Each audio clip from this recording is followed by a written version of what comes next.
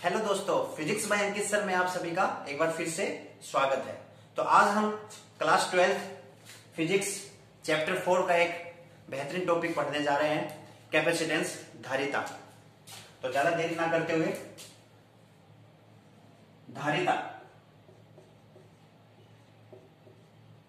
यानी इंग्लिश में इसे बोलते हैं कैपेसिटेंस। धारिता क्या होती है?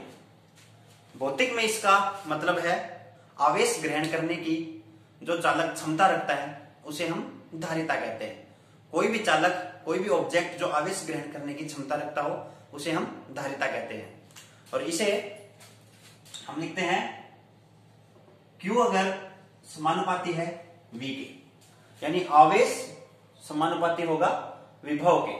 यानी किसी विलगित चालक में यदि किसी विलगित चालक को आवेश दिया जाए तो उसके विभव में उसी के अनुपात में वृद्धि होती है। यानी यदि किसी चालक को या यदि किसी विलगित चालक को आवेश दिया जाता है तो उसके विभव में उसी के अनुपात में वृद्धि होती है। इसका मतलब Q यदि इंक्रीज होगा, यानी Q यदि बढ़ेगा, Q यानी बढ़ेगा, तो विभव भी क्या होगा? बढ़ेगा। इस बात पर आप जरा गौर कीजिए कि Q अगर बढ़ेगा यानी आवेश अगर बढ़ेगा तो विभव भी बढ़ेगा। यदि किसी विलगित चालक को Q आवेश दिया जाता है तो उसके विभव में उसी के अनुपात में वृद्धि होती है। ये चीज मैं आपको लिखवा दूंगा अच्छे से, बाद में आप नोट कर लेना। अब समानुपाती नियतांक अगर हटता है, यानी Q इजिकल्स टू, अगर समानुपाती नियतांक को हम हटाएंगे तो इसके स्थान पे क्या आएगा? C और ये हो जाएगा V। Q equals to CV। Q क्या है यहाँ पे? आवेश। C है यहाँ पे धारिता, V है यहाँ पे विभव। तो यहां से C equals to Q upon में V, ये धारिता का एक अच्छा सा बहुत ही सुंदर फॉर्मूला है। C क्या है यहाँ पे? धारिता, Q है यहां पे आवेश और V है यहां पे विभव। ये चीज आपको ध्यान रखनी है। यदि हम V की जगह 1 रखें, इफ V बराबर 1 देन C बराबर Q। यदि हम V बराबर यानी विभव बराबर 1 रखें तो C बराबर क्या आ जाएगा? Q, यानी धारिता किसके बराबर आ जाएगी? उसके आवेश के बराबर होगी। यानी यहां से जो डेफिनेशन बनेगी वो बनेगी, यदि किसी चालक के विभव में 1 वोल्ट की वृद्धि कर दी जाए, यदि किसी चालक के विभव में 1 वोल्ट की वृद्धि कर दी जाए, यदि किसी चालक के विभव में 1 वोल्ट की वृद्धि कर दी जाए तो उसको जितना आवेश देना होगा वो उसकी धारिता के बराबर होगा। उस चालक को जितना आवेश देना होगा वो उसकी धारिता के बराबर होगा। ये चीज मैं नोट करवा दूंगा।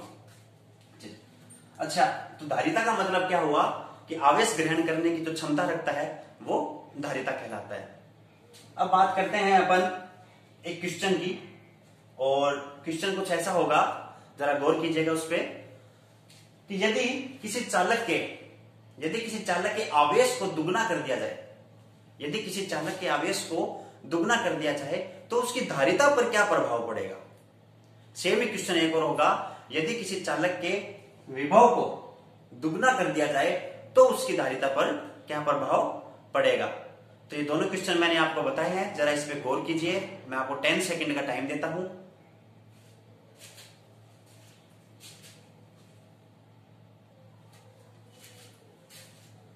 आई होप आप सबने इसका आंसर जरूर दिया होगा। मैंने पूछा था कि यदि किसी चालक के आवेश को दुगना कर दिया जाए तो उसकी धारिता पर क्या प्रभाव पड़ेगा, और अगर विभव को दुगना कर दिया जाए तो उसकी धारिता पर क्या प्रभाव पड़ेगा।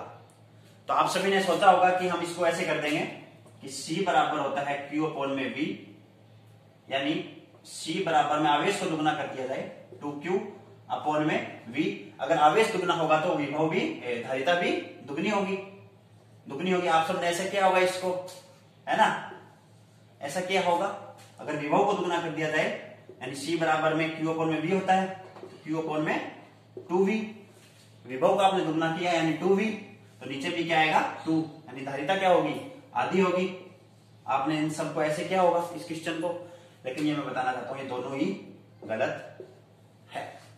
अब ये क्यों गलत है, ये चीज मैंने आपको बताया था कि जब मैंने आपको ये लिखवाया था, जब Q समानुपाती है V के, आवेश समानुपाती है विभव के, मैंने कहा था आपको यदि किसी विलगित चालक में Q आवेश दिया जाए तो उसके विभव में उसी के अनुपात में वृद्धि होती है।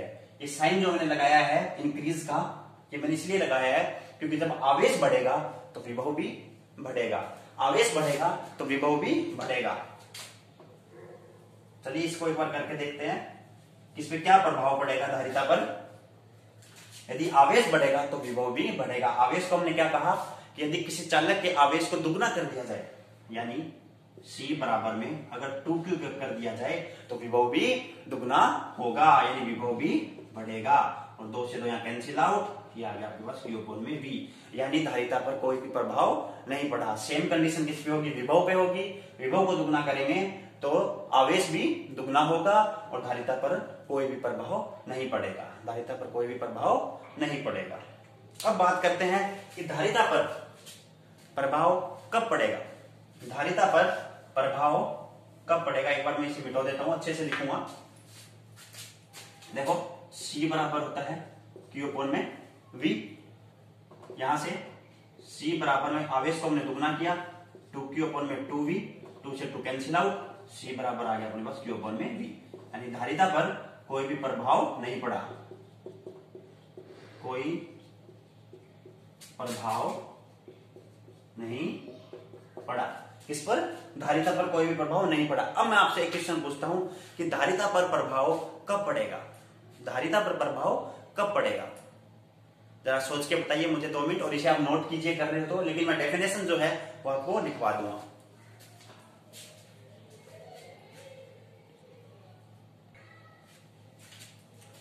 तो अब मैं आपको बताता हूं कि धारिता पर प्रभाव कब पड़ेगा। एक बार इसका स्क्रीनशॉट ले लीजिए आप अच्छे से। स्क्रीनशॉट आपने ले लिया होगा तो मैं सबको एक बार मिटाना चाहता हूं कि धारिता पर प्रभाव कब पड़ेगा।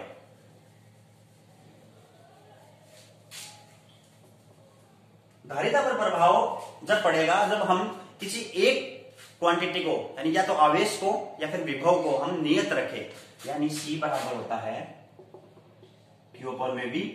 यदि हम आवेश को नियत रखें, यदि हम विभव को नियत रखें तो धारिता पर प्रभाव पड़ सकता है। मान लीजिए हमने विभव को नियत रखा तो C समानुपाती किसके हो जाएगा, Q के। विभव को नियत रखेंगे तो C समानुपाती होगा Q के। यहां से विभव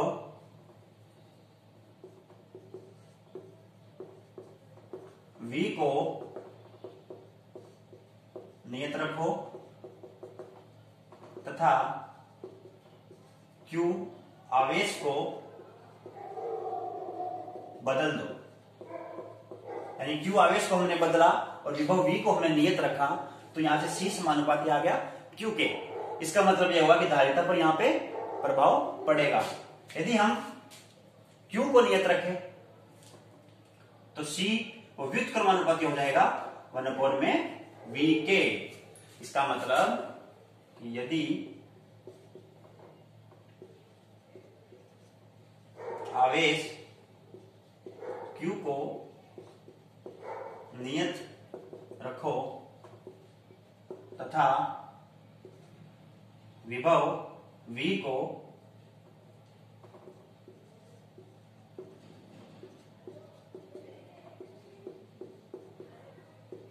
बदल दो तो धारिता पर प्रभाव पड़ेगा। और हमारा जो नेक्स्ट टॉपिक होगा वो इसी बेस पे होगा कि C व्युत्क्रमानुपाती है 1/v के, और जो संधारिता का जो टॉपिक है वो इसी पे ही होगा। एक बार इसका आप स्क्रीनशॉट ले लीजिए।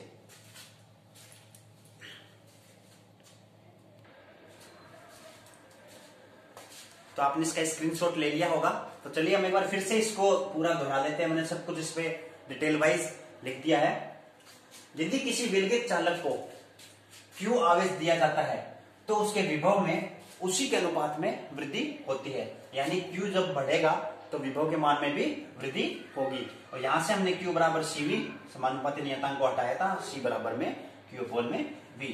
और धारिता का जो मात्रक होता है वो होता है C बराबर होता है Q अपोन में V, यानी आवेश का मात्रक होता है कुलाम और विभव का मात्रक होता है वोल्ट, यानी कुलाम अपोन में वोल्ट। और कुलाम अपोन में वोल्ट को लिखते हैं फैरड, फैरड यानी FARAD।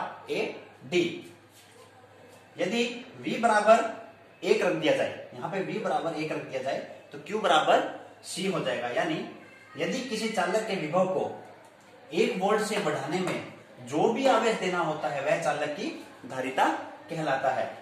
यहां से धारिता का हमने जो बेसिक डेफिनेशन है इसकी भौतिक में कि आवेश ग्रहण करने की क्षमता को हम धारिता कहते हैं, और चालक की धारिता उसके आवेश ग्रहण करने की क्षमता का ही माप है।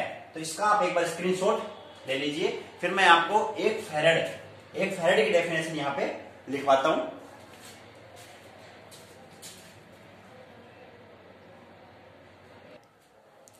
तो आपने इसका स्क्रीनशॉट ले लिया होगा। तो यहां से देखिए धारिता का जो मात्रक होता है, यानी आवेश का जो मात्रक होता है वो होता है कुलाम, और विभव का जो मात्रक होता है वो होता है वोल्ट, और कुलाम अपॉन वोल्ट मिलकर बनता है आपका फैराड, यानी 1 फैराड बराबर 1 कुलाम अपॉन में 1 वोल्ट। यदि किसी चालक को 1 कुलाम आवेश देने पर उसके विभव में 1 वोल्ट की वृद्धि होती है तो उसे 1 फैराड कहते हैं।